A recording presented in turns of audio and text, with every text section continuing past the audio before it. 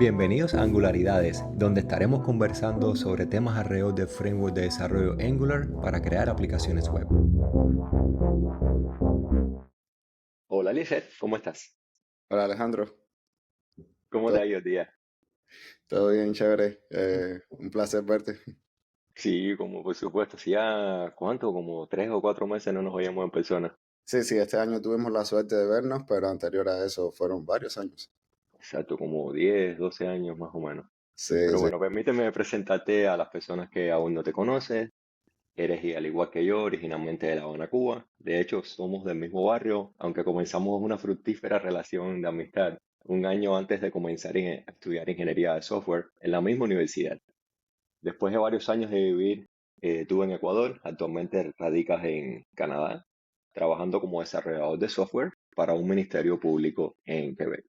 Y hoy en día, aunque trabajas con Angular, TypeScript, JavaScript, HTML, etcétera, tienes una vasta experiencia en múltiples lenguajes de programación. Y no solo eso, sino en la manera de hacer las cosas eh, diferente, en dependencia del paradigma, en dependencia de la aproximación al desafío que necesites resolver. Para mí es una alegría realmente contar una vez más con tu apoyo y tenerte acá como invitado en este episodio. Para mí es un placer. Entonces, tengo unas cuantas preguntas que quisiera hacerte en la conversación de hoy. Vamos a empezar por la más ligera, que es una duda que realmente no te he preguntado anteriormente, pero preparándome para el episodio vine a preguntarme por qué actualmente vives en el área francófona de Canadá. Así que es bastante posible que interactúes con personas de tu equipo en idioma francés, o bueno, la variante que es como una vez me comentaste que se dice en español. Sí. Hay alteraciones lingüísticas similar a como ocurre con nuestro Spanglish, con customizar, setear, deployar y un sinfín de neologismos ahí que hayas adaptado. Es decir, ¿hay alguna similaridad a eso que nosotros usamos en el caso tuyo que hayas adaptado del francés a tu vocabulario técnico del día a día? Bueno, de mi parte no mucho, o yo diría que casi no. Pero de la parte de las personas con las que trabajo, sí, no es casi, es absolutamente una especie de aborde del francés como su idioma principal. Solo para dar un poco más de contexto, aquí en Canadá, Quebec es como una nación dentro de un país, de la misma forma que Cataluña es una nación dentro de España. Entonces ellos tienen su idioma propio. De hecho, el francés es el idioma oficial de la provincia, a diferencia de las otras provincias que utilizan el inglés y el francés. Tengas en cuenta también que aquí la inmensa mayoría de los canadienses, vamos a decir las tres cuartas partes, tienen el inglés como idioma principal. Sé que el francés es una minoría, pero ellos decidieron tenerlo así. Incluso han tratado de independizarse varias veces. La última vez fue en el 95, donde el no ganó solo por 1%. Así que o sea, ellos tienen como una especie de resistencia cultural hacia el inglés bien connotada. Y uno lo siente en aspectos como eso, que a la hora de programar ellos no ven código, sino ven palabras. Y cuando ven palabras las piensan en francés. Y sí, se vuelve bastante incómodo al inicio. Pero bueno, yo tuve que tomar una decisión o adaptarme a este entorno o continuar con los paradigmas de buenas prácticas de programación que se dio hasta ahora. Y hay una muy importante que es la de el nombramiento, el naming, que se explica muy bien en el capítulo de nombramiento de funciones de Clean Code. Ahí te explican qué tan importante son los nombres en un código. Y cuando te habla de nombres, o sea, no se te puede ocurrir otra cosa que nombrar las cosas en el idioma en que estás trabajando. Por ejemplo, un karateka, las técnicas las utiliza en japonés. Las personas que practican taekwondo van a nombrar las técnicas en coreano. Cuando practicas música, ves que mesoforte, mesopiano, o sea, eso está en italiano. O por ejemplo, si practicas ballet, vas a ver los pasos principales en francés. Entonces, ¿por qué tendrías tú que traducir algo que ya de por sí está traducido, ya que no tenemos que escribir el código en ceros y unos? Entonces, ¿para qué tendrías que hacer un análisis de ese código como si fueran palabras. Entonces, sí, para mí es importante preservar las buenas prácticas de programación y la consistencia sobre todo, porque cuando tu código es consistente puedes encontrar mucho más fácil los errores, puedes entenderlo mucho más fácil. Y si, por ejemplo, yo te digo que necesitamos cambiar eh, la forma en que se guardan los datos de un usuario en la base de datos, tú sabes que vas a ir directamente a User Repository y vas a cambiar la función save, por ejemplo. Pero si Ujú. no sigues un estándar, primero para hacer el cambio tienes que adivinar o investigar como un detective de dónde es que está esa función. Y eso en la práctica, en la experiencia me ha dicho que importa muchísimo. Es un deal breaker para mí. Incluso Entonces, si en el propio código encuentras abreviaturas que son extremadamente especializadas o que solo el grupo ese desarrollo en una época en específico sabía el significado, después se convierte en un problema a la hora no solamente de encontrar código o de encontrar diferentes puntos que pudieran ser referencias, aunque hoy en día los editores de código lo hacen bastante difícil. Recuerdas hace 15, 20 años que era bastante engorroso ese tipo de tarea de ingeniería inversa. claro, pero si por ejemplo, tengas en cuenta también que la mayoría de los desarrolladores aquí salieron de las universidades directamente para trabajar en prácticamente en empresas públicas. Ujú. El gobierno de Quebec es por mucho el principal empleador aquí, así que la mayoría de las personas no van a trabajar en empresas privadas. Y aquellos que han trabajado en empresas privadas, sobre todo norteamericanas, saben la cultura que tienen estas empresas de una constante superación y aprendizaje y, y- y compartir, y esa cultura de compartir conocimiento, sobre todo teorías, de entender cuál es el estado del arte de ciertas y determinadas prácticas.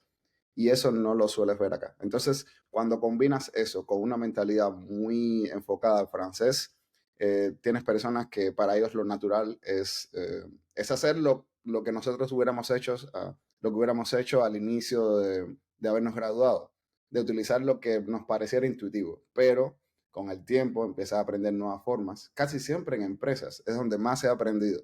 No diría que en la universidad no aprendí, pero en las empresas y en la práctica es donde más he tenido que aprender esas cosas que han resultado ser las pivotales, como decir, las más importantes en mi carrera para crear código de buena calidad.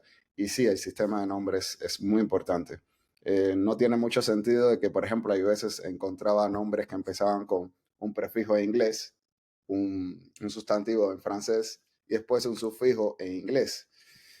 Entonces tú decías, bueno, ni ellos, y lo gracioso es que ni siquiera era consistente. A veces Ujú. pudieras encontrar lo que para ellos era más intuitivo hacerlo todo en inglés o a veces todo en francés. Entonces digo, hey, vamos a definir un estándar, al menos para la biblioteca que tuve que crear de interfaces gráficas. Vamos a definir un estándar y el estándar es que esto va a funcionar como un software internacional, como que vamos a definir un software que pueda ser utilizado por no importa qué persona. O sea, esto es con estándares internacionales y lo vas a leer de la misma forma que lees el core de Angular, que va a estar en inglés.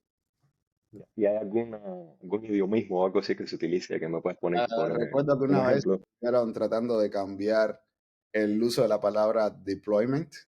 Ujú. En francés ellos decían un anglicismo que era deployer. Dijeron, bueno, deployer suena demasiado inglés, vamos a utilizar, dijeron otra palabra, y eso duró 1 o 2 días. El problema es que el instinto te Ujú. lleva a decir tal vez deployer. A ver, no estoy en contra que en ese caso se utilice la palabra correcta, pero es que no se trata solamente de palabras, se trata también una mentalidad. Por ejemplo, una pequeña anécdota. En Corea una vez hubo un problema de que Corea tenía grandes problemas con la aeronáutica, que sus aviones tenían más accidentes que la inmensa mayoría de los aviones en el mundo. Y un piloto norteamericano de mucha experiencia fue a tratar de resolver el problema y lo resolvió de una forma muy sencilla. Les pidió a las personas de la tripulación que se comunicaran en inglés. Y tú dirás, ¿y por qué? Y era que el problema era de que los aviones se estaban estrellando por problemas de comunicación, básicamente. Y es que el coreano es un Ujú. idioma muy formal, que las personas son muy respetuosas y hacen que las palabras y la idea de un peligro inminente o de una cuestión que hay que resolver al momento no se exprese de la mejor forma posible. Y al solo cambiar hacia otro idioma, cambian también aspectos del idioma, que es como la cultura, y es esa parte formal del idioma, y es la mentalidad que utiliza la persona cuando se pone el sombrero de un idioma. Y al parecer, utilizando desde el inglés es mucho más inmediato y preciso. Entonces, Exacto. eso también aplícalo a la hora de programar.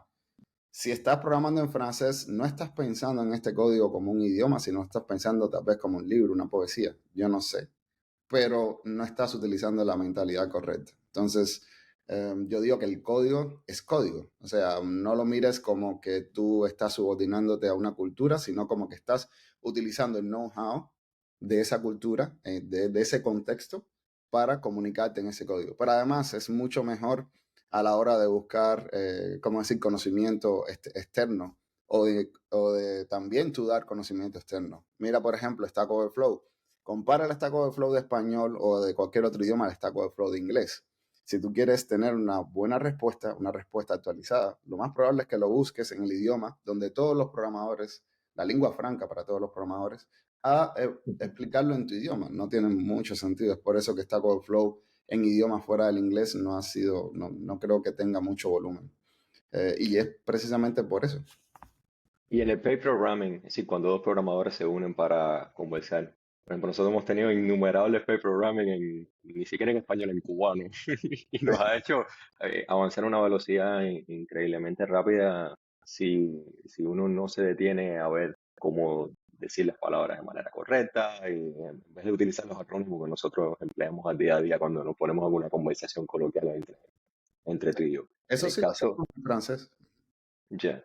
En francés, ¿cómo lo hacen? Entonces ustedes hay que No, ver. lo hacemos en francés. Es que no hay problema de entender que estás hablando en un idioma y de decir que esto se llama, no sé, lo dices en nombre de inglés. No hay problema. Incluso me sorprendió porque al inicio yo pensaba que era que la mayoría no sabía inglés. Y no, la inmensa mayoría de los desarrolladores aquí, si no la totalidad de los desarrolladores aquí saben inglés. Son personas muy Ujú. educadas, son personas con muy buena instrucción, pero en esa parte es como que se ha vuelto como un tabú cultural para ellos y que ha atentado un poco en contra de ellos mismos en cuanto a eso. Claro, sí, es una fuerte tendencia ahí a mantener la identidad que está bien en muchos puntos No, de vista. muy válida, pero no para eso, por favor.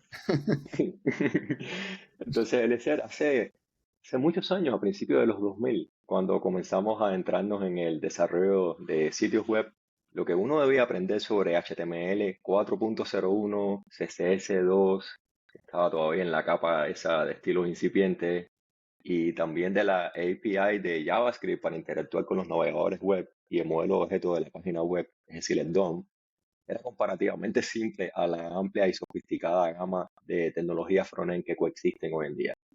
La pesadilla de aquella época, todos recordamos que era representar elementos web de manera uniforme a través de varios navegadores. En Internet Explorer, después cuando surgió Firefox, Google Chrome en el 2008, era un rollo bastante grande, con un montón de workarounds, de polyfills, y nos ralentizaba muchísimo a la hora de uno desarrollar una interfaz que fuera uniforme a través de las diferentes experiencias de usuario que podían existir. En la actualidad ya eso no es un problema, porque se pusieron de acuerdo todos esos vendors desde el 2011 hasta, bueno, hoy en día en la fecha, de una manera bastante exitosa, y el código que uno desarrolla o los estilos que uno pone, por ejemplo, en CSS, se representan de una manera bastante homogénea, independientemente del motor de renderizado que uno esté empleando a través de un navegador web.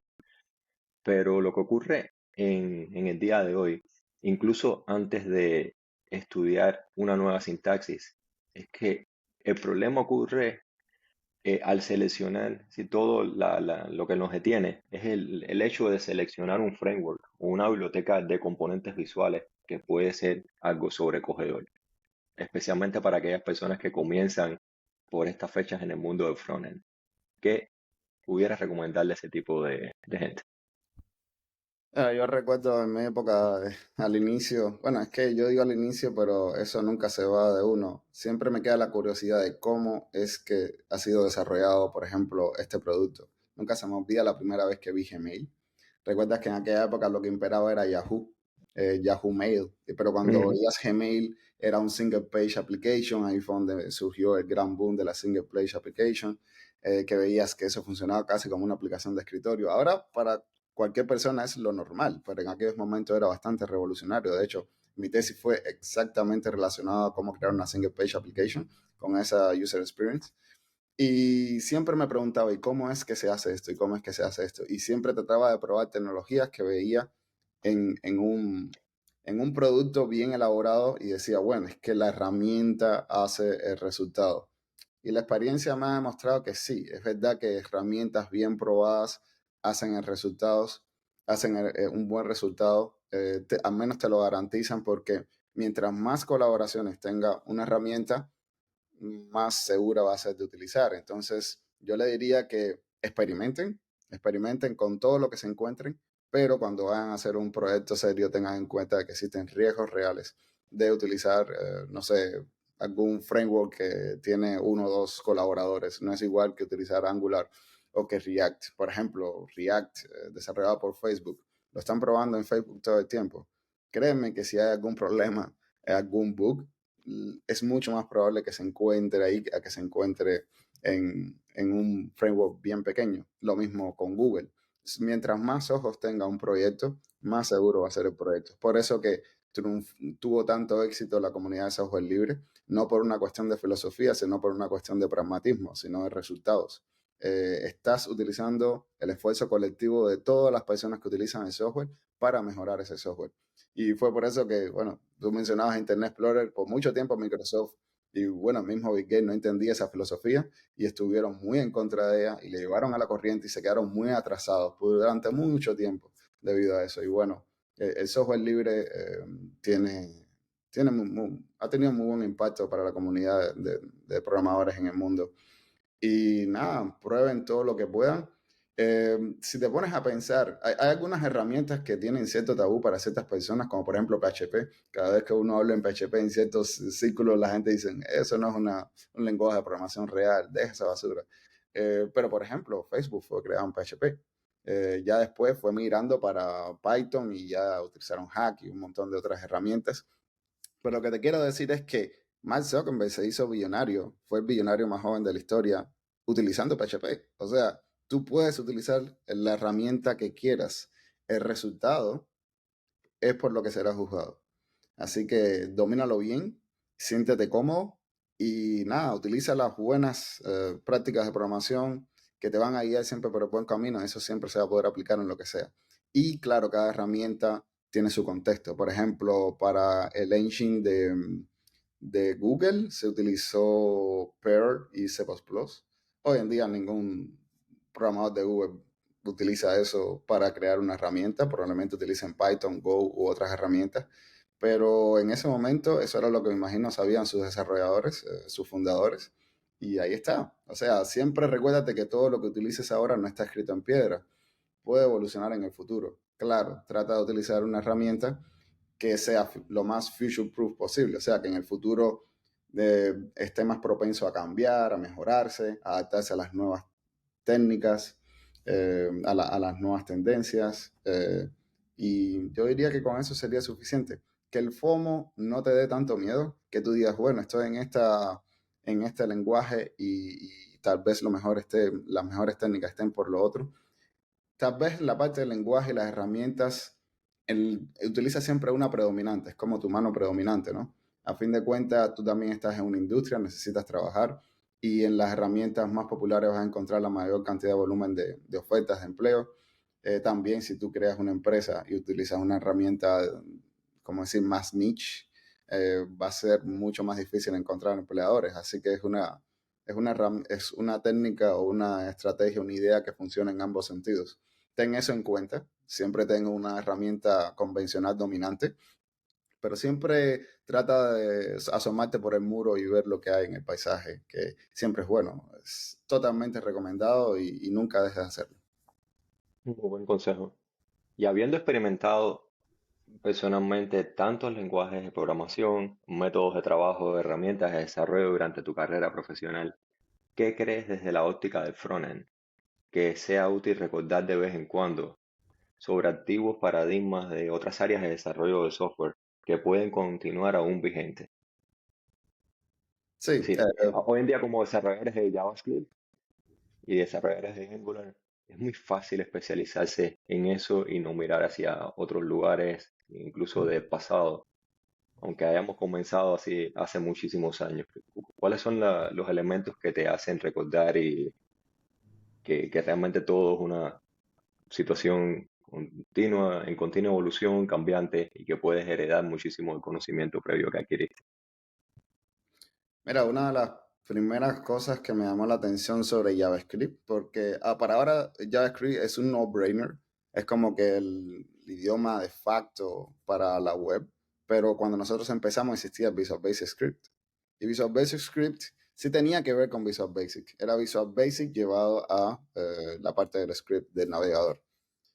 Más bien fue un lenguaje que se utilizó más para hacer virus que para hacer aplicaciones. Y bueno, sí, Exacto. solamente era adoptado por Internet Explorer y bueno, JavaScript se volvió el de facto porque se volvió abierto para que fueran utilizados por otros navegadores y triunfó. Pero tenía un gran problema. No era un lenguaje verdaderamente como Java. O sea, lo único que tenía de Java era el nombre. No tenía nada de tipado fuerte y no era, apenas se pudiera decir que era un lenguaje orientado a objetos.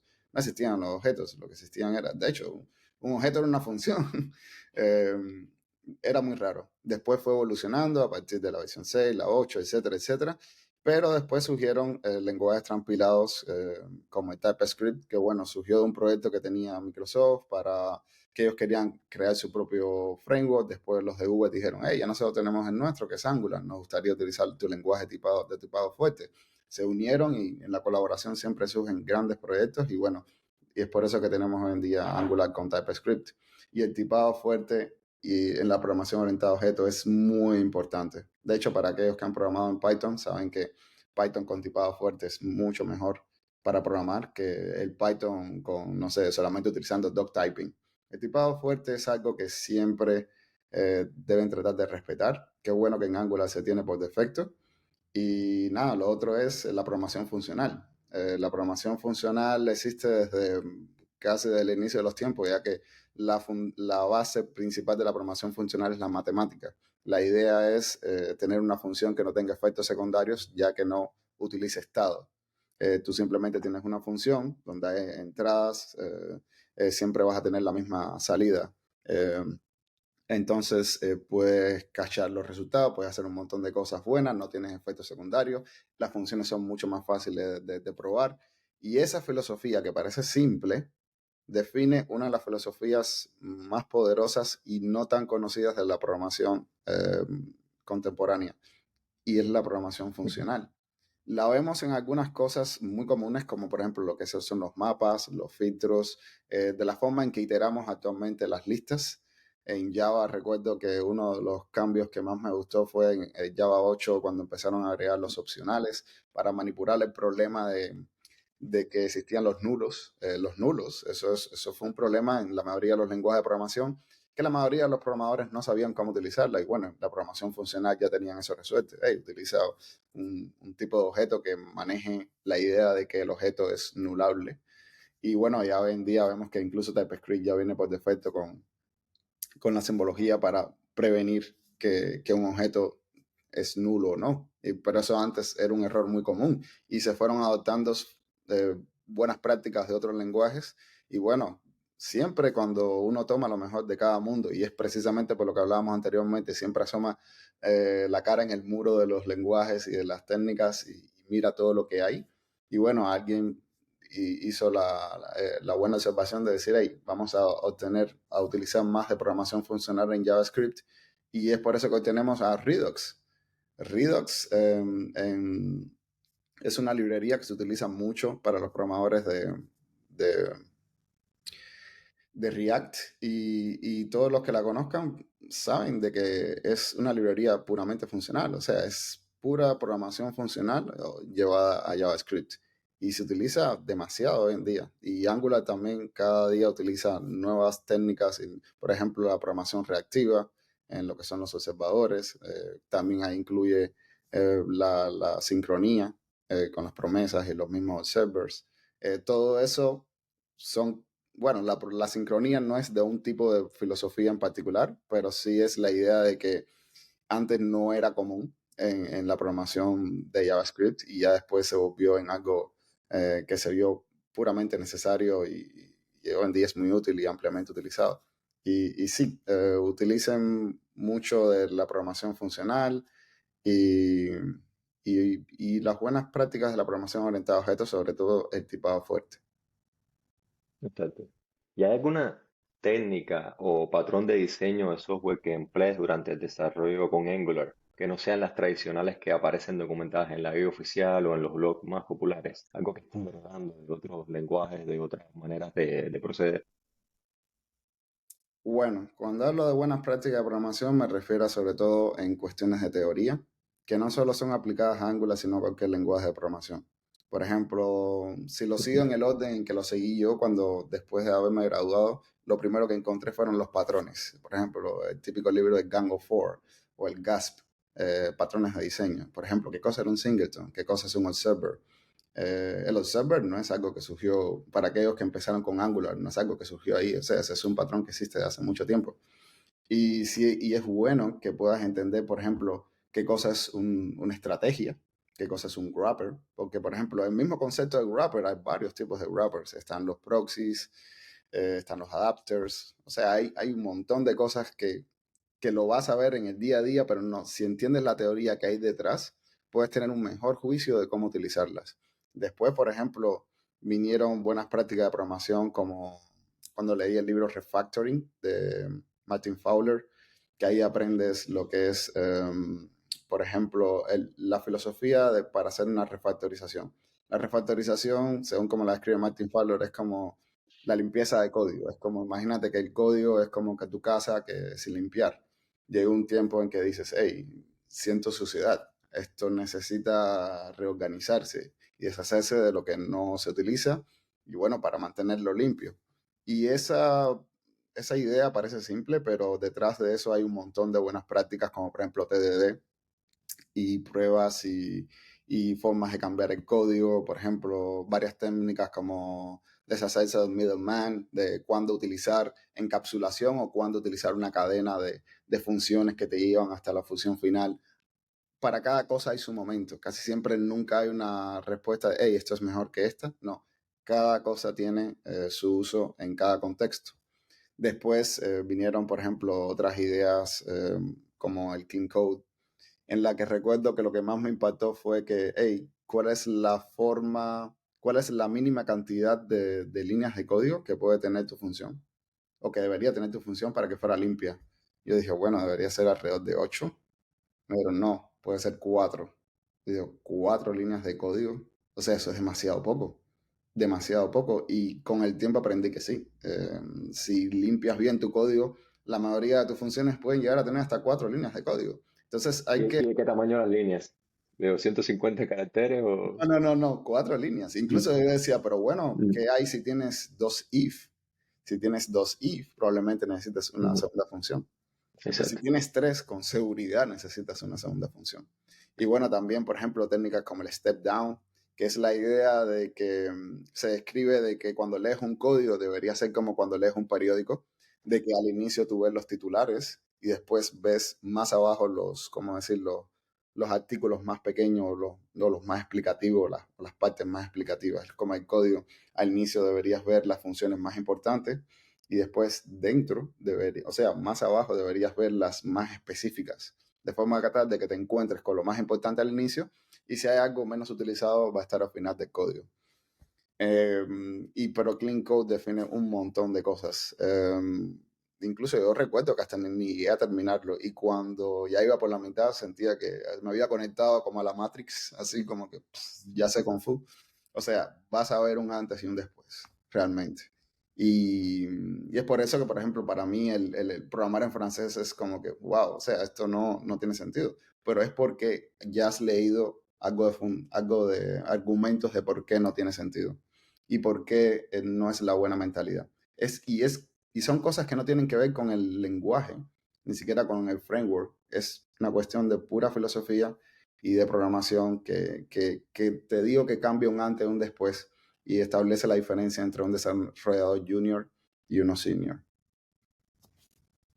Exacto. Y eso que comentabas acerca del código limpio se puede extrapolar también hacia el HTML semántico, incluso hacia las interfaces de usuario, de tratar de dividir y tener una secuencia de relevancia e importancia con diferentes elementos que pueden estar totalmente desacoplados y de esa manera el refactoring y cualquier limpieza posterior del código, mantener ese código puede resultar una tarea mucho más sencilla. Claro, e incluso hasta en el mismo SAS, con los mixins, puedes elaborar estrategias de herencia por composición muy buenas. Y eso se utiliza en programación orientada a objetos, pero cuando ya tú entiendes la teoría, nadie tiene que venir a decirte, mira, tú sabes que con este mixing puedes hacer herencia por composición. No, ya tú lo ves. O sea, tú lo entiendes porque no es algo que tú leíste para responder una pregunta en un seminario de trabajo. No, tú lo leíste porque, ¿verdad? Quieres incorporarlo a tu arsenal y eso se va contigo. La primera vez que vimos lo de los preprocesadores SSS, incluso los preprocesadores de HTML, trabajando con Jekyll, es decir, con Liquid Syntax, en Ruby, on Rails, eso fue Sí, súper es poderoso. es Ujú. un antes y un después. Realmente es como ponerle esteroides al CSS. Sí mismo. Y Eh, estás delegando en una lógica, trabajo que era extremadamente manual. Antes CSS era un dolor de cabeza. De hecho, hoy en día Ujú, no me imagino programar en CSS plano, aunque ya he visto que CSS ha evolucionado mucho, pero es que ujú. el SAS me ha ayudado tanto, tanto el SAS como el LESS, todos los preprocesadores, de verdad te abren a... La transpilación te abre puertas.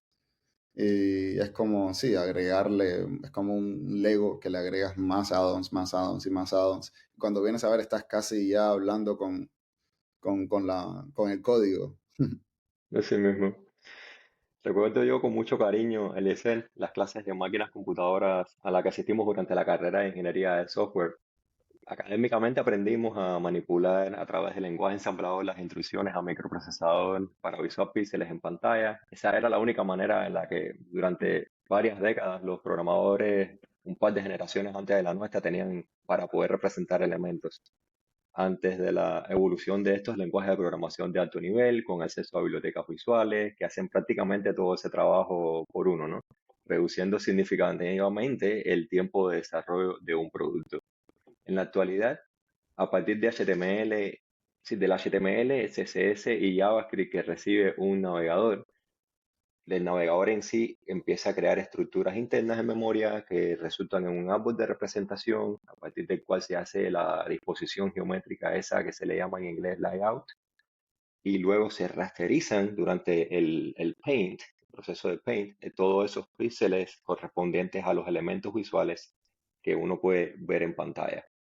Aunque resulte fácil desde el punto de vista de Developer Experience, si de DX, hay factores que afectan la visualización que uno no debía dejar pasar por alto.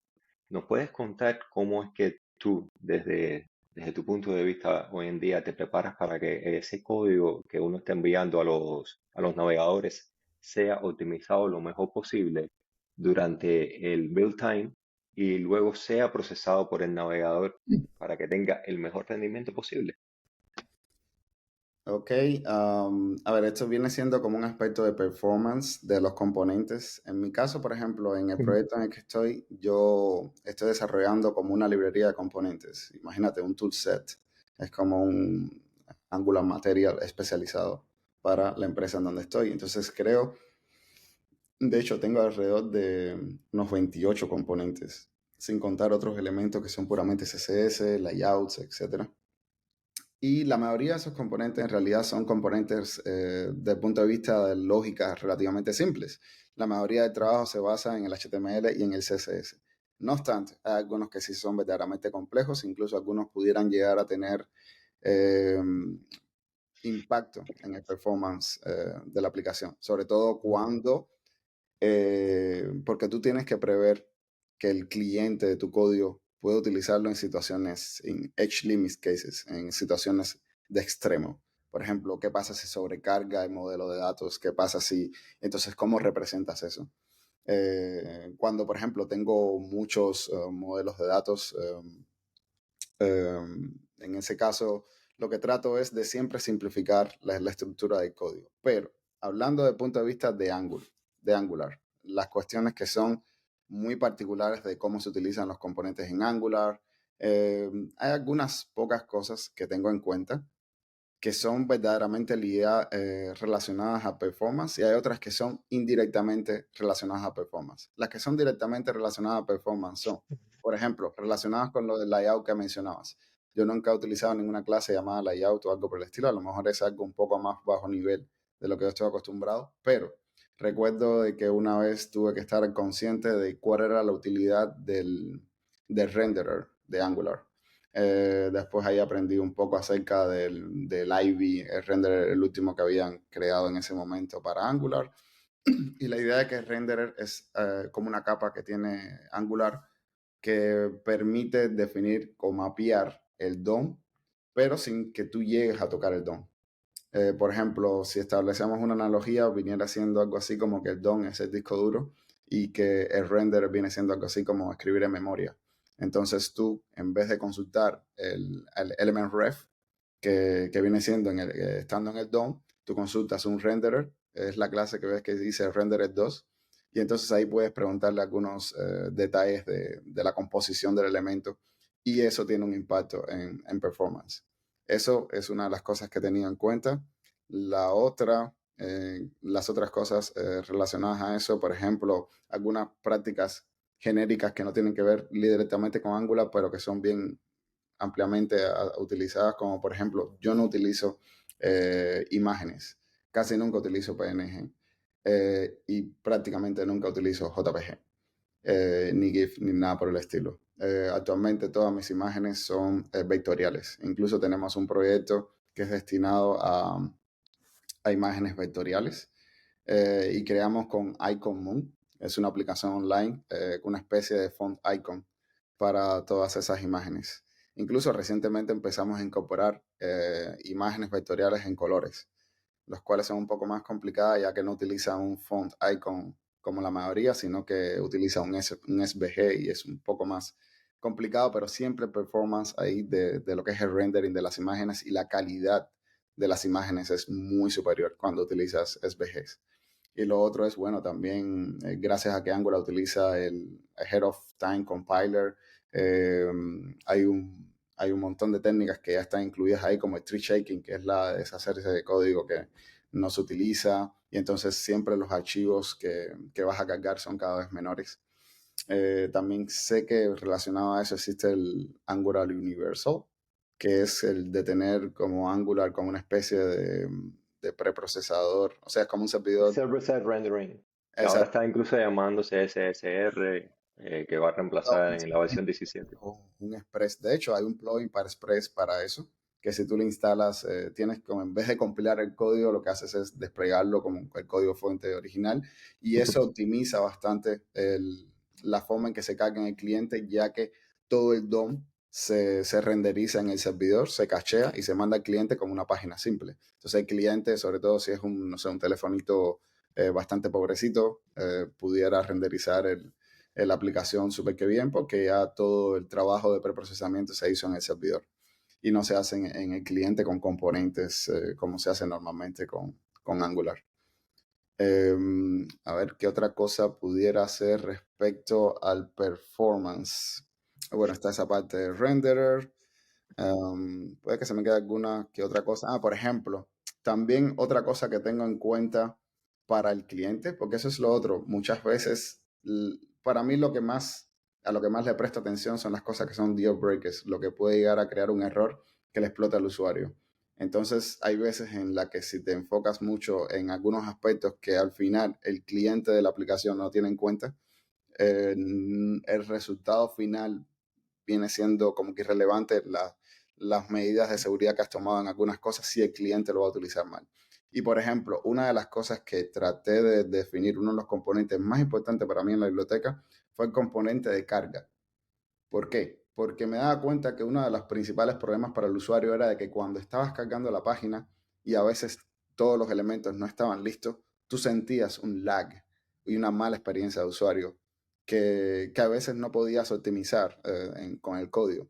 pero si pudieras bloquear la pantalla y decirle al usuario que estás cargando la página, eso haría una diferencia. Y con la práctica se demostró que hizo una diferencia. Entonces creamos un interceptor, bueno, se desarrolló en la biblioteca así para que cada vez que se llamara el servidor se mostrara la carga, pero además se creó un servicio para que cada vez que iniciaras algún proceso que pudiera ser lento, iniciaras la carga y le dijeras al usuario que se estaba procesando algo y cuando terminara todo el proceso se eliminara ese renderer. Entonces, eso es como un workaround mío para que cada vez que, porque yo trabajo en esa librería, pero también trabajo en las aplicaciones clientes. Y hay veces que no puedo cambiar todo el código, no puedo refactorizar todo lo que hacen los demás programadores, pero sí cuando veo que hay una zona que tiene riesgo de tener un bajo performance, le pongo, como decir, ese cargador al inicio y al final para que aún si utilizan las peores prácticas del mundo y la aplicación se bloquea en ese pedazo, al menos el usuario esté informado. Y el estar Exacto. informado para mí es casi tan importante como que la aplicación funcione rápido. Y es parte de la experiencia de usuario, mantenerlo notificado en todo momento de cuándo no puede interactuar y cuáles son los momentos de espera, las Sí, claro. técnicas. Aunque por supuesto conversar eso con un diseñador de interfaz de usuario también te puede dar muchísima cantidad de ideas acerca de cómo enfrentarlos y empleando, es decir, la manera en la que te presentas visualmente ese componente de carga que mencionaba, si es un spinner o un skeleton o si acaso una barra ahí de progreso que pongas en la interfaz. Sí, sí. Lo que hay que también tener en cuenta de que muchos de los programadores finales, o sea, los que van a hacer la solución final, están un poco divorciados de esas buenas prácticas de programación. Tú tienes que casi servir como policía de decir, hey, eso no se puede hacer aquí, si no se debe hacer de esta otra forma. También como el diseñador no puede abarcar todas las escenas, él define algunas escenas bien importantes, las otras tú las puedes inferir, lo cual se hace muy fácilmente, pero hay veces que igual el desarrollador pudiera, el final pudiera estar completamente divorciado. Claro, eso cada empresa pudiera hacerse de una mejor o menor manera. Hay empresas en las que todos los desarrolladores son bien conscientes del software que crean y todos aumenta de una forma exponencial, pero hay otras en las que tú tienes que tener en cuenta de que tienes mucho más riesgo de tener, como decir, retrocesos en el desarrollo. Entonces tienes que Ujú. darles herramientas donde la prioridad sea de que cómo le doy una herramienta, donde la probabilidad de que se equivoque sea la mínima. Y eso es lo que yo creo en la biblioteca. Digo, no hay una forma de utilizar este componente que no sea la buena, de la forma correcta. Si lo creas de una forma en que pudieras agregar, no sé, algo que no tiene sentido, créeme que el peor caso va a suceder. La ley de Murphy se va a imponer. Entonces, trata de no complejizar algunas cosas. Hay veces que pondera y decide que lo más estable a veces es lo mejor. Sobre todo porque estas son aplicaciones en las que yo trabajo que son para el gobierno donde la estabilidad es muy importante. Entonces, para mí es muy importante tener una buena visualidad, pero que, por ejemplo, el componente no te deje en algunas situaciones agregar HTML o acciones o algo muy raro, sino de que, hey, aquí solamente necesito un texto. Claro. No me agregues HTML a un componente porque pudieras agregarme algo que rompa la experiencia de usuario. Entonces, si solo me agregas un texto, en esa restricción que te estoy poniendo hay bastante valor, porque es como que me aseguro de que todo lo demás funcione bien. Y sí, eso es lo que más me ocupa el tiempo en la parte de performance, es la de agregar los cargadores en los lugares correctos, tratar de no utilizar los href muy seguido, preferir utilizar los renderers, no utilizar los change detector muy seguidos, respetar el ciclo de vida de los componentes. Si ves que, por ejemplo, tienes el típico error, yo no sé si es el 1100 o algo por el estilo, que es el de que cambiaste una variable antes de que se Antes de fuera que fuera finalizada la ejecución hay del muchas formas de componente. resolver esa. Una de ellas es la de deferir el cambio del valor con set timeout, lo pones a cero y ya sabes que después de que pase todo el ciclo de vida del componente, al final se va a llamar esa función y se va a cambiar la variable. Pero también hay que tener en cuenta que cada vez que cambias una variable Ujú. en el HTML, Angular va a verificar todas las demás variables que están en ese HTML. Así es como funciona. Entonces, trata de hacer las cosas en la fase correcta y de que Angular solo lo tenga que ver en el momento que pasa por ahí y no tenga que después estar haciendo una segunda llamada. Y ese tipo de cosas son un poco invisibles, ese tipo de detalles son un poco invisibles, pero cuando ya vas refinando los componentes, lo vas viendo. Pero yo lo puedo hacer en la biblioteca, pero yo no sé qué podrá hacer en la aplicación cliente. Entonces, tengo que establecer estrategias que prevén que aunque se haga mal en la aplicación cliente, aún así la experiencia de usuario sea buena. O sea, tú cuando vienes a unificar todos esos componentes a la hora de las pruebas de rendimiento en integración, te das cuenta que pequeños detalles que uno no desarrolló de una manera óptima en ciertos componentes pueden acumularse de una manera destructiva. Sí, sí, el efecto mariposa. Exacto, algo así. Eliezer, ¿eres de esas personas que no importa el tópico sobre el cual se esté conversando, siempre tienes muchísimo que aportar? Vamos rápido a mezclar historia con tecnologías y compárteme, por favor, la opinión que tienes acerca de cómo ves a corto, incluso a mediano plazo, la intersección de la inteligencia artificial y lo que hacemos hoy en día en la especialidad nuestra en frontend. Bueno, yo nunca he sido como que un detractor de la inteligencia artificial. De hecho, todo lo contrario. Ahora mismo yo tengo un proyecto privado que involucra inteligencia artificial que estoy desarrollando, que todavía no he lanzado oficialmente, pero bueno, que está todavía en sus últimas fases. Y resulta que desde hace más de una década, a mí siempre me ha interesado lo que es la generación de código. Y la inteligencia artificial es bastante buena en esos aspectos. Entonces, a nivel de desarrolladores, no creo que la inteligencia artificial vaya a quitar trabajos. Simplemente va a transformar algunos, pero no tantos. Más bien lo que va a mejorar mucho es de los desarrolladores. Todavía se va a seguir escribiendo código para mí a mano, pero va a producirse código mucho más rápidamente y también va a haber un poco más de contaminación de código. Es como los productos, ¿no? Cuando, no sé, ocurrió la revolución industrial, ya podías producir objetos mucho más rápidamente. No es lo mismo, por ejemplo, también cuando construyes un carro, hacerlo a mano que hacerlo con maquinaria y robots. Sí, las personas que ensamblaban eso a mano ya no van a trabajar ahí, pero bueno, eh, pueden ser operadores de robots. En nuestro caso es un trabajo un poco más especializado. No todo el mundo va a utilizar la generación de código en su día a día, aunque sí es muy recomendado aprender a utilizar un copilot como los que hay ahora en Angular. Creo que tú tienes un artículo sobre eso muy interesante. Pero creo que va a ser un mundo de abundancia. Creo que va a ser un mundo en que las pequeñas empresas van a tener ahora más acceso a crearse sus propias aplicaciones más rápidamente. Creo que los futuros Mark Zuckerberg, cuando digo Mark Zuckerberg me refiero a las personas jóvenes que se vuelven millonarios de la noche a la mañana por un producto que hicieron, están a la vuelta de la esquina. Creo que el próximo será relacionado con alguna aplicación que sea capaz de crear aplicaciones, o sea, una fábrica de aplicaciones, como un expendedor de latas. Eh, pero sí, o sea, una aplicación en la que tú vayas y le digas, ok, mi negocio se trata de esto, esto y esto, mira aquí mi logo, o hazme tú el logo. Y ya, necesito que me hagas una aplicación para mi panadería de la esquina. Quiero poder recibir pagos online y nosotros tenemos un sistema de entrega a casas. Estoy seguro que las aplicaciones con la inteligencia artificial que se están creando podrán hacerlo. Yo mismo estuve involucrado en proyectos parecidos a eso y recuerdo que logré hacer uno en el cual la persona definía una interfaz gráfica y unía varios componentes, los vinculaba y al final se creaba una aplicación, un APK ejecutable. Y si eso se podía hacer sin inteligencia artificial y con un solo desarrollador, ¿qué no se podrá hacer con un buen equipo de personas conocedoras a utilizar, por ejemplo, ChatGPT?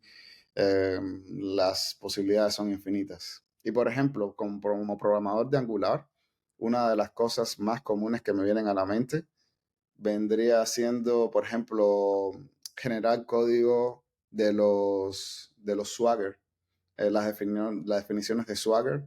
Imagínate Ujú. que generas un código. Actualmente ya existen de generadores de código para eso, pero se pueden hacerlo de una forma un poco más espectaculares, de forma tal de que tú definas un montón de cosas a partir de definiciones de metadatos, puedas inferir cómo crear aplicaciones, layouts, páginas. Imagínate que tengas una librería como la que estoy desarrollando, en la que tengas bien definido cómo elaborar opciones, cuál es el componente para las opciones, cuál es el componente para las selecciones, cuál es el componente para los campos de texto. y tú solamente digas, hey, yo aquí lo que necesito es un formulario que tenga esto, esto, esto y esto. Créalo con este lenguaje visual y, y dame un resultado. Estoy casi seguro que se puede hacer un generador de código para eso, no mañana, sino hoy. O sea, Exacto. ya existe la tecnología para hacer eso. Entonces, sí, soy bastante optimista con respecto a la inteligencia artificial en cuanto a las posibilidades y el abaratamiento y la accesibilidad que va a dar a las pequeñas empresas para crear su presencia digital. No obstante, va a haber que capacitarse en nuevas formas de trabajo, pero va a ser eso. Eso sí, va a haber mucho más polución de aplicaciones que todas parecen lo mismo y parece que hacen lo mismo. Me imagino que las Play Store o los almacenes de aplicaciones van a tener que tomar medidas más serias en cuanto a la producción en masa de aplicaciones, porque Y lo que se utilizar inteligencia artificial para poder prevenir ese tipo de Sí, clonaciones. ahora mismo ya hay problemas de eso en Amazon con respecto a los libros. Hay muchos libros Ujú. que se generan automáticamente hoy en día que no, o sea, que son todos creados con inteligencia artificial y venden.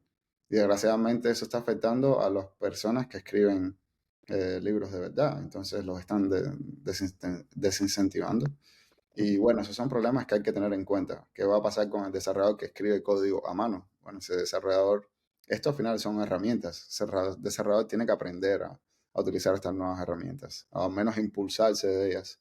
Y igual sigue, va a seguir habiendo valor en crear código hecho a mano. Es como el tailor, como decir, el artesano, siempre va a tener trabajo a pesar de que existan las fábricas de lo que sea. O sea, sí, Y sí ahí que está la parte optimista que mencionaba, aunque yo también lo veo de cierta manera utópica. La ingeniería que se requiere para uno capturar esos requerimientos y poder empezar a definir estrategias y también el trabajo en equipo y tratar de encontrar cuáles son los diferentes sistemas y tecnologías que van a hacer algo posible. Ahí es donde posiblemente vaya a radicar el futuro de muchas de las personas que hoy en día están en este tipo de industria. sí, sí, con seguridad. Pero que nadie dude que no se va a quedar sin trabajo en esta industria. Esta es una industria que crece mucho. Y nada, lo que van a ver son nuevas oportunidades. Nuevas oportunidades. Eso es una muy buena manera de verlo. Entonces, Eliezer, antes de concluir el episodio, algo más que no hayamos mencionado durante la conversación sobre lo que quisieras comentar. Bueno, pudiéramos seguir con una cantidad de tiempo indeterminada, pero sí quisiera como que recomendar a todos sobre todo los nuevos programadores, de que según mi experiencia, Em, la teoría importa bastante, pero no por la pura mera parte filosófica, sino porque con una buena teoría, créeme que no importa el lenguaje o la plataforma o cómo vaya a cambiar la industria del software mañana, una buena fundación, unos buenos principios, siempre se van a materializar en un buen desarrollador. La gran diferencia entre un desarrollador senior, un arquitecto o alguien que tenga mucha experiencia y se refleje esa experiencia, es en que esa persona ha ido acumulando muy buenas fundaciones y las ha ido aplicando y ha visto cómo esos conceptos se traducen en acciones tangibles. El desarrollador junior básicamente se concentra en las herramientas y en cómo obtener un resultado de forma inmediata. Si puedes ver cómo pasar de una clasificación a la otra, aprendiendo estos nuevos conceptos, créeme que vas a ver un crecimiento no solo profesional, sino hasta también personal. Vas a ver cómo tu perspectiva sobre el mundo cambia. Porque al final la programación es eso, es consistencia, es un arte cuando tienes un resultado de algo que escribiste tú y que cuando lo ves dices, wow, es increíble como estos garabatos, estos textos que nadie entiende, se traducen en esta aplicación que las personas pueden utilizar. Y ahora con inteligencia artificial, los resultados parecen hasta magia. ¿Quién te iba a decir cuando eras pequeño que iba a ser capaz de crear un software que hace eso que hace en este momento? Es increíble y es porque nos impulsamos en conocimiento que ya existe y hay que estar aprendiendo todo el tiempo. de eso sí no te vas a librar. El aprendizaje nunca se va a ir, pero la superación personal tiene que ser así. Exacto, y eso es lo que nos va a garantizar, como mencionabas antes, la cierta seguridad laboral, no de una empresa en específico, porque pueden haber layoffs masivos, cosas por el estilo, y uno se puede quedar temporalmente sin trabajo, pero no sin profesión. Si la profesión como tal es lo que realmente importa desde este punto de vista, como que va a haber posiblemente front-end para el rato. Sí, sí. No, Eh, y los programadores, entre todas las profesiones, somos muy, muy, muy bendecidos en el sentido de que tenemos oportunidades hasta de trabajo remoto en cualquier parte del mundo. Tenemos puertas que otras profesiones no tienen. Hay otras profesiones que para tener ese tipo de opciones tienes que estar entre el 1% de las personas para que de verdad te puedan seleccionar. Digamos que aquí, con que seas un programador, que seas realmente competitivo, tienes libertades que no tiene ninguna otra profesión. Entonces, aprovéchalas porque realmente eres una persona afortunada. Exactamente. Bueno, Lecen, ha sido espectacular por haber podido conversar contigo un rato por acá. Gracias igualmente. No importa cuántas conversaciones por teléfono hagamos de vez en cuando, pero hoy he adquirido un poquito más de insights, un poco de luces ahí sobre los temas que he tenido la posibilidad de preguntarte. Ok, genial y te agradezco una vez más por la invitación. Gracias, hasta luego. Chao. Hasta luego. Éxitos. Gracias por escuchar este podcast y espero que te sean útiles los temas abordados durante el episodio. Si aún no te has suscrito, te invito a hacerlo para no perderte ninguno de los futuros tópicos relacionados con frontend, interfaces gráficas, arquitectura de software y desarrollo web a través de Angular.